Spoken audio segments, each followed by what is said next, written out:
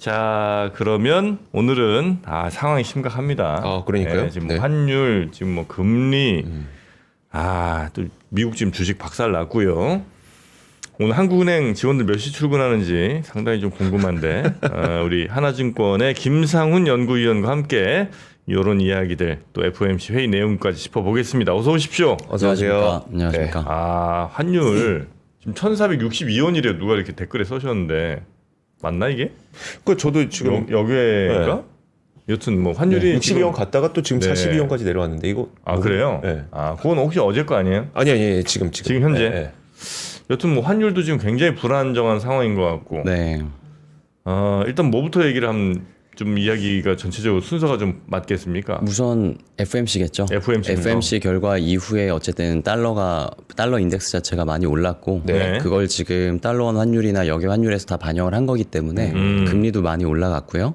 그리고 생각보다 매파적이었다 보니까 주가도 오랜만에 좀 조정을 좀 세게 받은 모습이고 네. 그래서 FMC부터 말씀을 좀 드려보면 좋을 것 같습니다. 네. 사실 지난번에 나오셨을 때 네. 제가 느끼기로는 김상훈 의원도 다소 약간은 매파적으로 보고 계신 것 같았었거든요. 왜냐하면 시장은 다들 내년에 뭐 내번은 하겠지, 1%포인트는 내릴 거야 라고 했는데 저는 한 3번 정도 예상하고 있어요 라고 했는데 실제로 이제 뭐 시간이 지나고 그러면서 결국 2번까지 인하로 바뀌었단 말이에요. 이번 거 좀 굉장히 매파적이라고 봐야 되는 겁니까? 우선 제가 제 입장에서 이제 총평을 좀 말씀드리면 크게 한 3가지로 내용이 너무 많아서 네. 그냥 카테고리로 3가지로 좀 나눠서 요약을 드려보면 첫 번째는 방금 말씀 주신 것처럼 예상했던 것보다 매파적이었다. 네. 그러니까 왜냐하면 이 예상이라는 거는 뭐 미국의 많은 이코노미스트 분들이 있잖아요. 네. 근데 그분들이 내년도 점도표를 그러니까 즉 인하를 추가로 몇 번 할 거냐에 대해서 네. 9월 달에 연준이 제시했던 횟수가 4번이거든요. 네. 총 100bp. 근데 한 3번 정도 75bp로 줄일 걸로 전망을 대다수가 했었어요. 네. 근데 이번에 결과 보시면 아시겠지만 2회로 줄인 거죠. 네. 그래서 생각보다 매파적이었다라고 보시면 될 것 같고요. 두 번째는 이렇게 점도표가 즉 인하 경로 자체를 좀 줄이는 매파적인 그 결과가 나온 계기는 네. 결국에 경제 전망입니다. 그러니까 3, 6, 9, 12월 달에 수정 경제 전망을 연준이 발표해 주는데 물가 전망치 그러니까 내년, 내후년 2027년까지 다 상향 조정했고요. 네. 실업률은 낮췄고요. 그리고 경제 성장률은 올렸어요. 그러니까 이렇게 되다 보니까 경기 좋고 그래서 물가도 올라가니까 네. 금리 인하를 그만큼 할 필요가 없다라는 게 된 거죠. 근데 이 두 번째 요약 포인트가 뭐냐면 왜 이렇게 갑자기 수정했을까를 네. 보면 당연히 예상하시는 것처럼 1월 20일 날 트럼프 2기가 시작이 됩니다. 근데 오늘 파월도 얘기했지만 일부 연준 위원들은 트럼프 2기 행정부에 대한 그 관세 정책에 대한 불확실성을 초기 단계지만 반영했다라고 얘기했거든요. 그럼 사실 물가가 올라갈 수 있는 수입 물가가 올라갈 수 있는 부분들을 좀 선반영했기 때문에 네. 이런 결과까지 나왔다라는 게 제가 생각하는 두 번째 키포인트인 것 같고 세 번째 요약 포인트는 요거는 다소 긍정적일 수도 있는데 네. 여전히 파월은 비둘기다라는 생각을 저는 하고 있습니다. 그래요? 네. 왜냐하면 어쨌든 발표가 나온 다음에 4시 반부터 기자회견을 했잖아요. 네. 근데 기자회견을 할 때 본인 의견인 것처럼 얘기하는 게 있고 연준 위원들의 생각을 정리해서 얘기를 해주는 것들이 있단 말이에요. 근데 전반적으로 물가를 되게 관세 정책을 반영해서 두렵게 그러니까 높아질 걸로 본다라는 연준 위원들의 생각들 때문에 네. 향후 금리 정책을 조심스럽게 해 나갈 거다라는 걸 얘기를 했지만 본인은 여전히 기대 인플레이션이 잘 고정되어 있고 연준은 두 가지를 봐야 되잖아요. 노동시장도 잘 챙겨야 네. 되고 물가도 잘 챙겨야 되는데 노동시장이 여전히 냉각되고 있는 부분들을 계속 언급을 했습니다. 그래서 추가 금리 인하 없이 현재 노동시장의 견조한 상태를 유지할 수 있는지에 대해서는 불확실하다고까지 대답을 했거든요. 그래서 이번에 결정이 만장일치가 아니었습니다. 네. 클리브랜드 여는 해맥이라는 그 연준 위원이 올해 이제 합류하게 됐는데 동결 의견을 또 냈어요. 네. 그러면 이번에 올해 점도표도 공개가 되잖아요. 근데 올해 12월 끝났으니까 올해는 다 신경을 안 쓰는데 19명이 점을 찍거든요. 네. 19명. 연준 의사결정 12명이 하지만 근데 19명의 연준 위원들이 다 찍는데 올해 지금 25bp 내리면서 100bp로 끝났잖아요. 네. 그럼 점도표가 대부분이 일직선에 있어야 되거든요. 그렇죠. 19명이. 네. 근데 4명이 위에 있었어요. 그 중에 한 명은 당연히 해맥이겠죠. 클리브랜드 연은 총재인데 그분이 동결 소수견을 냄과 동시에 투표권이 없는 사람이거나 혹은 이제 동의는 했지만 자기는 이렇게 생각한다라고 점을 찍은 사람이 추가로 3명이나 있었다라는 거예요. 그리고 이게 12명이 통화정책 결정을 하는데 4명은 지역 연준 총재가 네. 있고요. 나머지는 이사회거든요. 네. 그리고 한 명은 이제 뉴욕연은 고정이기 때문에 네. 제가 지역연에서 뉴욕은 빼고 4명이라고 얘기를 한 겁니다. 근데 지금처럼 지역연은 총재가 반대표를 행사한 게 2022년 6월 이후 처음이에요.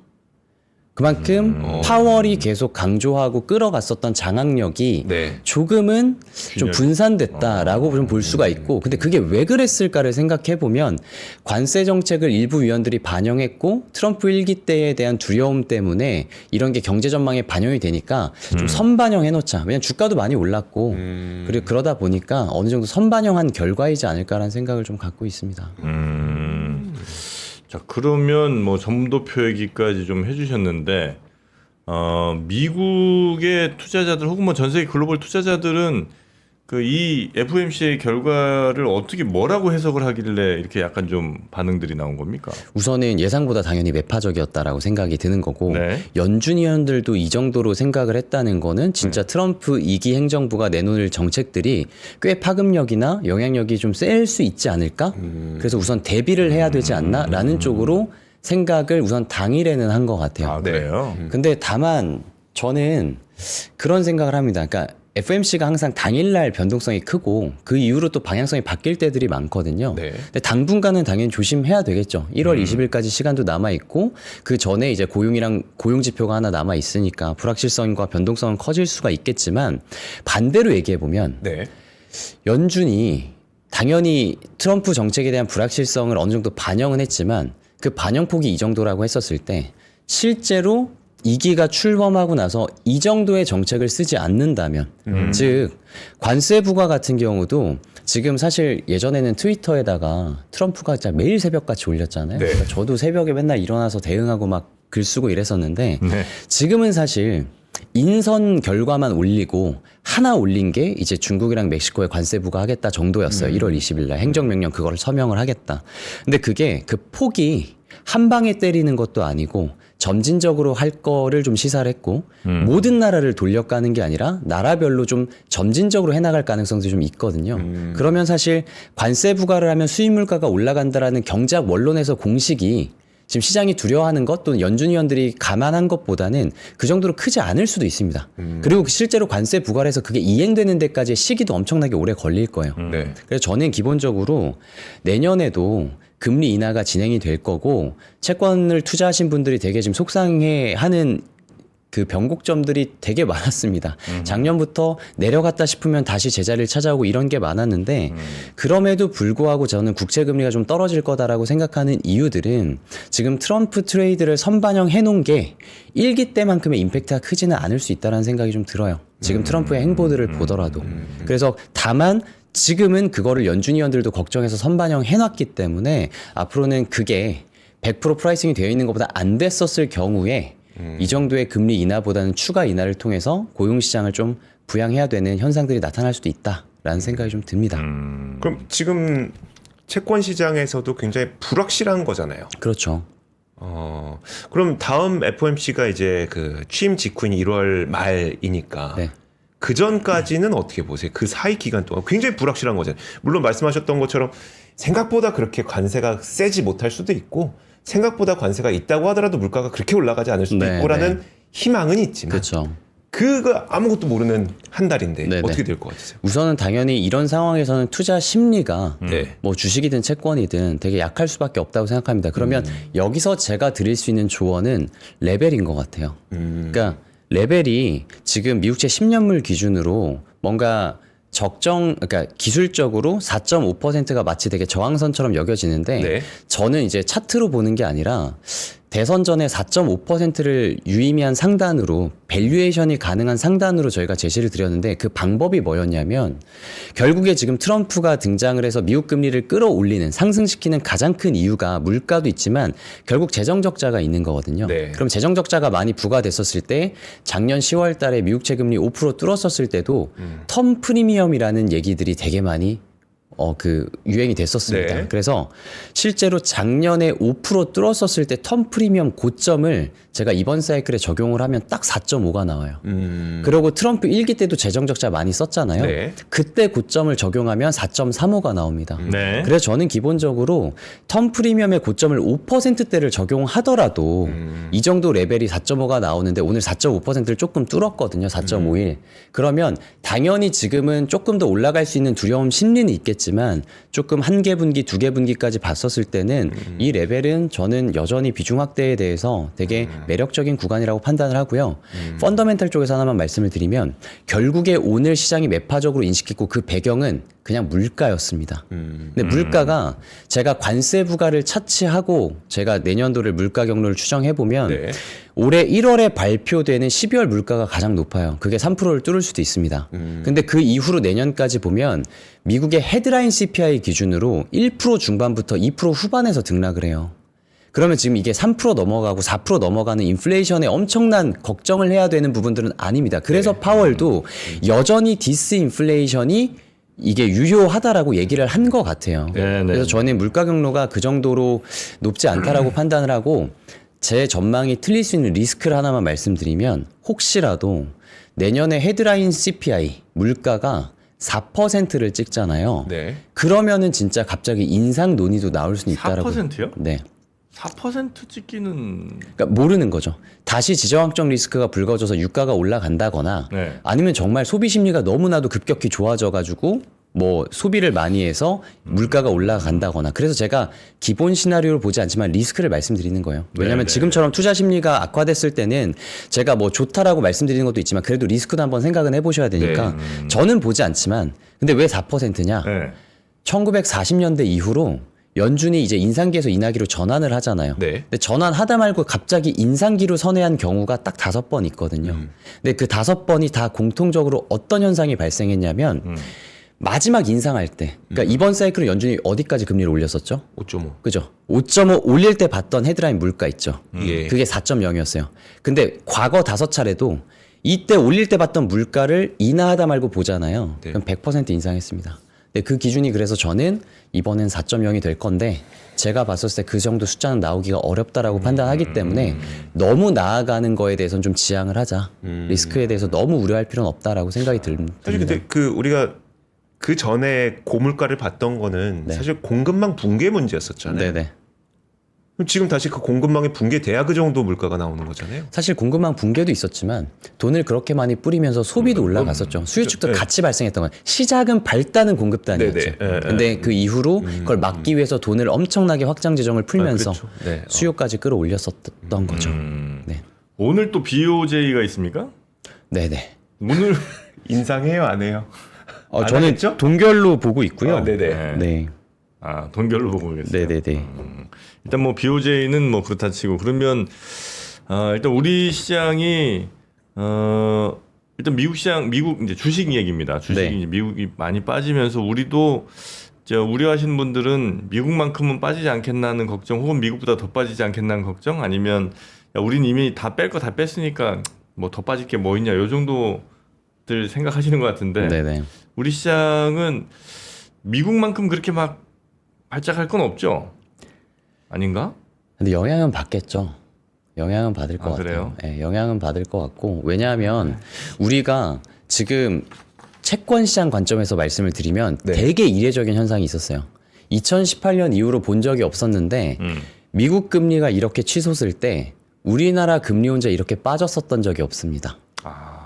그러니까 시장금리 말씀하시죠? 네, 네네. 국채 금리. 네. 그러니까 그 이유는 결과적으로 미국은 나홀로 성장, 되게 좋은 걸 다 알고 있고 거기다 투자까지 개인들도 많이 하고 있는데 국내 같은 경우는 3분기 성장률이 예상치를 엄청나게 하회했었고 네. 그 이후에 11월 금통위가 있었는데 깜짝 인하를 단행했습니다. 네. 그리고 플러스 어제 하는 총재가 물가 설명회에서 지금 11월에 내놓은 수정 경제 전망치 올해 것도 또 달성을 못할 가능성들 그리고 내년 것도 달성 못할 가능성들을 좀 언급했단 말이에요. 네. 그러다 보니까 1월에도 추가 인하를 해야 되겠다라는 문구 그 가능성들이 좀 제기가 됐습니다. 네. 근데 그런 걸 보면 국내 경기가 안 좋으니까 이걸 막기 위해서는 금리 인하도 하고 추경을 통해서 재정 정책도 펼쳐야 되는데 미국이 갑자기 내년에 4차례에서 2차례까지 줄여버리면 네. 가뜩이나 환율이 1,430원 뚫어서 올라가 있는 상황에서 우리나라가 그러면 우리나라만을 위해서 대내 이슈 때문에 이 정도의 디커플링이 발생한 건데 추가적으로 정책들을 더 쓸 수 있을 것이냐라는 데에 대한 좀 우려가 단기적으로 좀 발생할 수는 있을 거다 생각이 좀 들어요. 원화 약세는 어느 정도까지 좀 전망하고 계세요? 저는 기본적으로 제가 아까 4.5라는 미국채 10년물 금리 상단을 밸류에이션이 가능한 영역에서 상단으로 추정을 했잖아요. 네. 근데 그때 환율하고 10년물 금리의 상단을 상관관계가 제일 높았을 때가 언제냐면 트럼프 1기 당선됐었을 때요. 네, 네. 16년 4분기. 그 상관관계를 고려했을 때 숫자가 얼마 나왔냐면 1,416원 나왔거든요. 네. 지금보다 되게 낮은 수준이죠. 근데 그 당시엔 되게 높았던 수준일 거 아니에요. 네. 저희 막 1,400건 뚫었을 때도 1,416원 못 뚫었었어요. 근데 지금 레벨이 왜 거기까지 갔느냐라고 보면 탄핵 정국 이슈가 있습니다.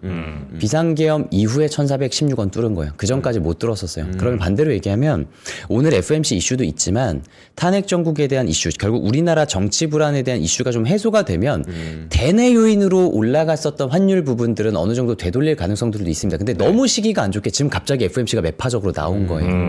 그러면 그거 해소하기 전에 악재가 더 먼저 터졌기 때문에 네. 지금 환율은 조금 그 레벨에 있는 거고 그럼 어쩔 수 없이 좀 정책 당국의 개입도 좀 필요한 수준이 되지 않았나라는 생각은 좀 듭니다. 근데 내년까지 본다면 우리나라가 또 국채 지수 WGB에 편입이 됐기 때문에 네. 원화 자산에 대한 수요가 그래도 좀 있을 거고요.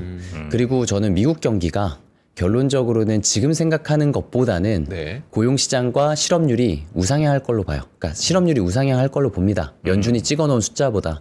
그러면 지금 2번으로 줄여놨지만 전 여전히 3번 인하를 보고 있거든요.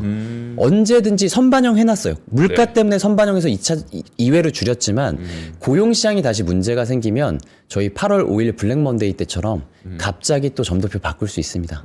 그거를 오늘 파월이 보여줬기 때문에 저는 도비시하다, 비둘기파적이었다라고 전 생각을 하는 거예요. 다른 연준 위원들의 의견을 다 수렴해서 이렇게 결과를 냈지만 파월의 의견은 언제든지 바뀔 수 있다라는 부분까지 감안해보면 달러 강세도 지금 반영해 놓은 부분을 어느 정도는 되돌릴 가능성들이 있다라고 생각을 해서 제가 보는 하단은 뭐 제가 이코노미스트도 아니고 FX 담당은 아니지만 하우스뷰는 아닙니다만 네. 제가 추정한 거는 이 대내 불확실성 해소에 실업률이 올라가는 걸 가정했었을 때는 한 1361원 정도까지도 하단은 좀 낮아질 수 있다.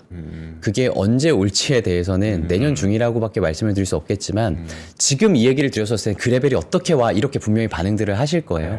근데 항상 그랬듯이 올해 내내 3, 6, 9월 미국 연준의 올해 점도표를 보세요. 네. 3번이나 1번이나 4번이나 다 바꿨어요. 왜냐? 올해 그만큼 시장이 어려웠음을 보여주는 겁니다. 다만 3년치의 총량 인하 얼만큼 할 거다라는 거는 계속 거의 대부분 유지했어요. 네. 즉 전체적으로 인하 기조는 가져갈 거다라는 거를 그 배경으로 깔고 그때 시장 상황에 맞춰서 어느 정도 대응하겠다는 적극적 의지를 오늘도 보여준 거고 그 배경은 관세 부과로 인해서 물가가 올라갈 수 있는 위험에 대해서 먼저 반영을 했다. 그래서 내년까지 본다라고 하면 다시 고용시장이 이슈가 될 가능성들은 전 충분하다고 생각을 합니다. 이번에 고용지표를 보더라도. 그래서 그렇게 1361원 정도가 내년 중에는 하단으로 지금 생각을 하신다는 건데 네, 맞습니다. 위에는 혹시 위요? 위는 아까 그 오버슈팅 한 거라고 그러니까 그 정치랑 맞물리다 보니까 오버슈팅 한 거라고 좀 보시는 거 저는 아니겠어요? 정책 이번에 탄핵 정국으로 인해서 제가 상단을 추정한 것도 1,438원이었어요. 근데 그걸 지금 방금 뚫은 거고요. 네. 그럼 사실 여기서부터는 밸류에이션이 제 입장에서는 밸류에이션이 가능한 영역은 아니라고 생각해요. 그러니까 오버슈팅 영역이라고 생각을 하고 그래서 이거를 어떤 때랑 비교를 하시면 되냐면 마치 작년 10월에 미국채 10년물 금리가 5% 뚫었었을 때 네. 진짜 난리 나는 줄 알았거든요. 근데 5%를 뚫고 나서 하루도 못 갔어요. 그러니까 물론 환율이 그럴 거라고 말씀드리는 건 아니지만 장기화되긴 어려울 거다. 왜냐하면 이랬었을 때 그 당시에는 5% 뚫자마자 연준하고 재무부의 공조가 나와서 3.8%까지 내려버렸거든요. 이 국채 10년물 금리를. 그래서 이건 지극히 제 생각이지만 앞으로를 전망할 때 혹시라도 지금 4.5라는 제가 보는 상단을 뚫어서 이게 뭐 4.6까지 일시적으로 올라간다. 근데 그래서 S&P나 나스닥이나 코인이 조정폭이 꽤 세게 나타난다라고 하면 이제 등장할 요소는 뭐가 있냐면 저는 트럼프가 있다고 생각합니다. 아까도 말씀드렸듯이 트럼프가 인선 외에는 큰 얘기를 안 했는데 네. 통화 정책에 전혀 관여를 안 했어요. 근데 혹시라도 자기가 내걸고 있는 정책들이 결국에 금융시장에 호재로 작용을 했었어야 되는데 취임도 하기 전에 이러한 현상들이 발생을 한다라고 하면 저는 트럼프 1기 때처럼 QT 종료해라. 금리 인하가 필요하다. 약달러가 어느 정도 필요하다라는 얘기들이 나올 수도 있다라고 생각을 합니다. 아, 그래요. 혹시 그 우리 금리는 네. 저 내년 뭐 금리 경로라고 굳이 얘기한다면 네. 심플하게 보자면 어느 정도? 저는 우리나라 기준금리가 지금 2번 내려서 3.5에서 3.0이 됐습니다. 예. 저는 3번 더 내린 2.25까지 보고 있고요. 네. 그리고 그게 지금 환율 때문에 되게 불확실하다라고는 얘기하지만 네. 성장이 그만큼 좋지 않아요. 그래서 저희는 내년 초부터 이제 추경 얘기가 나오면서 확장 재정하고 그리고 금리 인하를 추가적으로 단행을 하면서 정책 공조, 뭐 폴리시 믹스라고 하죠. 네. 그런 걸 통해서 어느 정도 성장 부양을 해 나갈 거다라고 생각을 좀 합니다. 아, 그렇습니까? 네. 알겠습니다. 요즘에 채권 투자에 좀 관심들 어떠세요?